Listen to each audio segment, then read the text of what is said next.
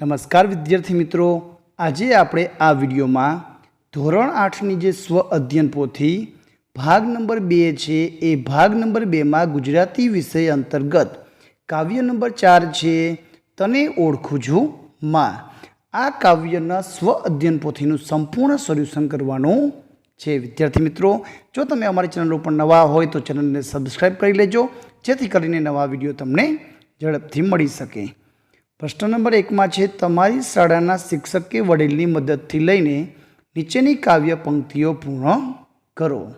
તો અહીં મીઠા મધુને મીઠા મેં હુલારે લોલ એ કાવ્ય અહીં આપેલી છે ને હતો હું સૂતો પારણે પુત્ર નાનો એ બે કવિતા છે, એ બે કવિતા પૂર્ણ કરવાની છે।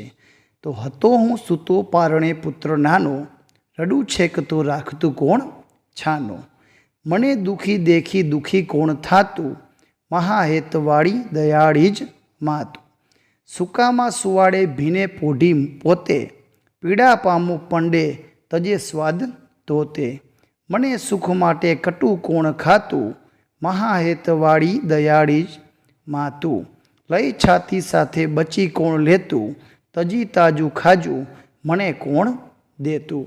તો આ રીતની કાવ્ય પંક્તિ પૂર્ણ કરવાની છે।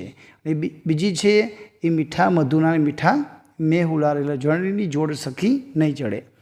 તો મીઠા મધુને મીઠા મેં હુલારેલો, એથી મીઠી છે મોરી માતરે, જનનીની જોડ સખી નહીં જડે રે લોલ, પ્રભુના એ પ્રેમ તણી પુતળી રે લોલ, જગથી જુદેરી એની જાતરે, જનનીની જોડ સખી નહીં જડે રે લોલ, અમીની ભરેલી એની આંખડી રે લોલ, વાલનો ભરેલા એના વેણ રે, જનનીની જોડ સખી નહીં જડે રે લોલ, હાથ ગૂથેલો એના હીર ના રે રોર, હૈયું હેમંત કેરી હેલ રે, જનનીની જોડ સખી નહીં જડે રે લોલ।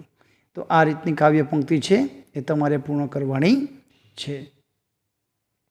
પ્રશ્ન નંબર 2માં આપેલું છે, માં વિશેના કહેવત, રૂઢિપ્રયોગ કે સૂક્તિ મેળવીને તેનો અર્થ લખવાનો છે। અહીં એક ઉદાહરણ આપેલું છે, ગોળ વિના મોળો સંસાર, માં વિના સૂનો સંસાર। એનો અર્થ આપેલો છે કે ગોળ વિના કંસાર મોળો લાગે, તેવી જ રીતે માં વિના સંસાર સૂનો એટલે કે સ્વાદ વગરનો લાગે, એવી આપણે કહેવત લખીને અર્થ લખવાનો છે। તો માં તે માં, બીજા વગડાના વા, તો જગતમાં માં સમાન બીજું કોઈ નથી। બીજું છે કહેવત આપેલી છે, પારકીમાં જ કાન વિંધે, કે લોહીનો સંબંધ ન હોય તેવી વ્યક્તિ જ કષ્ટદાયક કે રવણી આપી શકે છે।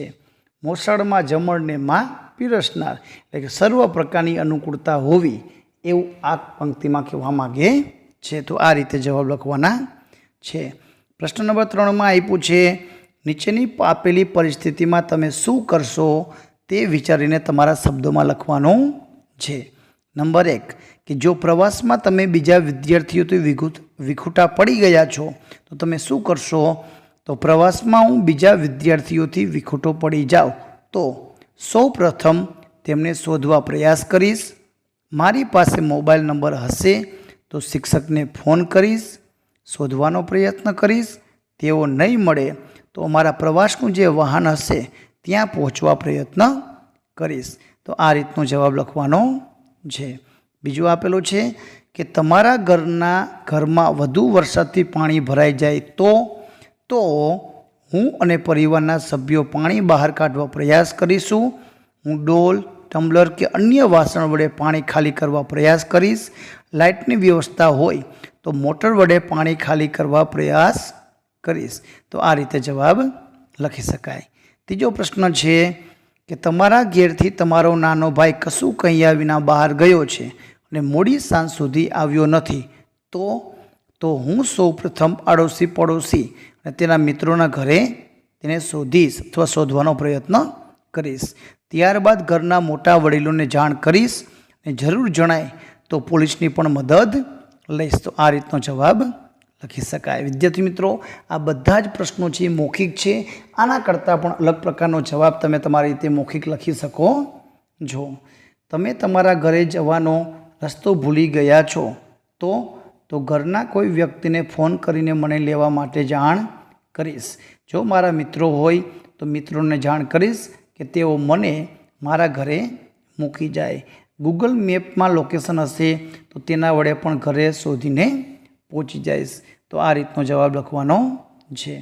નંબર 4માં છે મા શબ્દ માટે વપરાતા વિશેષણની યાદી. તો જન્મદાત્રી, અંબા, જનેતા, જનની, મૈયા, જનિત્રી.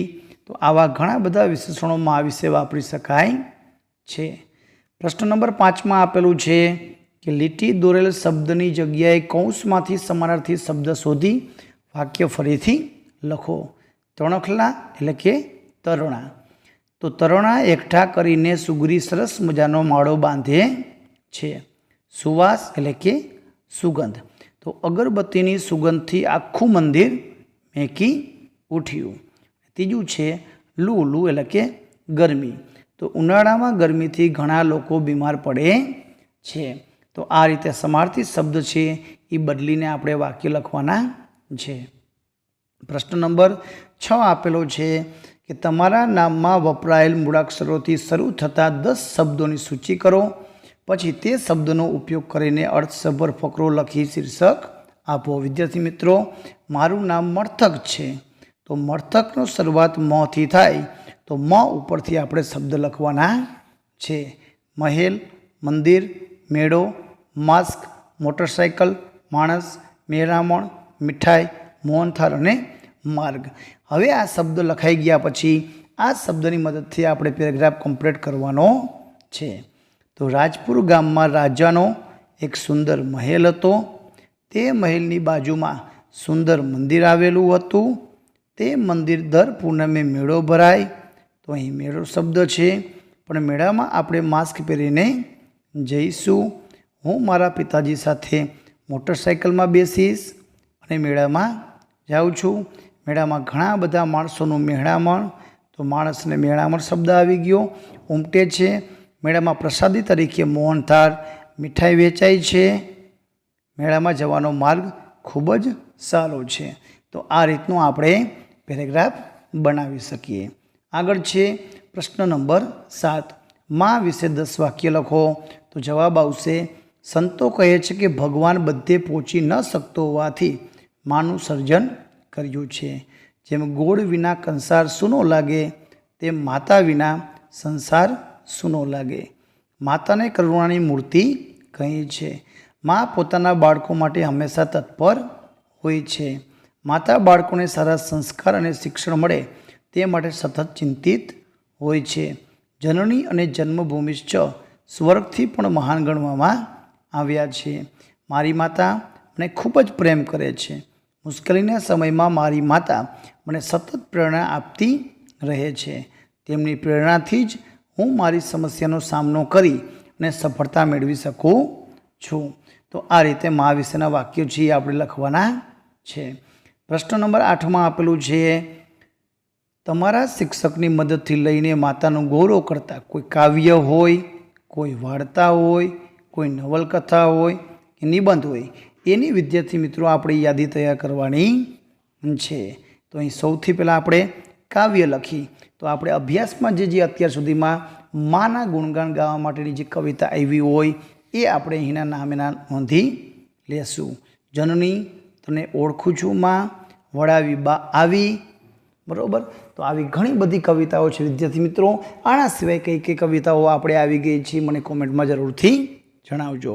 વાર્તા છે તો એમાં શ્રવણની વાર્તા અને સાચી માં. નવલકથા છે તો માતૃહૃદય, બાનો વાડો, ભીખુ. આ જે માતાનું ગૌરવ દર્શાવતા નવલકથાઓ છે. નિબંધ તો માતૃપ્રેમ, વાત્સલ્ય મૂર્તિ એમાં. આવા નિબંધો પણ લખી શકાય.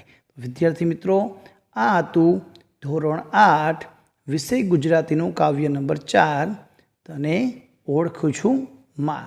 એ કાવ્યની સ્વ અધ્યયન પોથીનું સંપૂર્ણ સોલ્યુશન.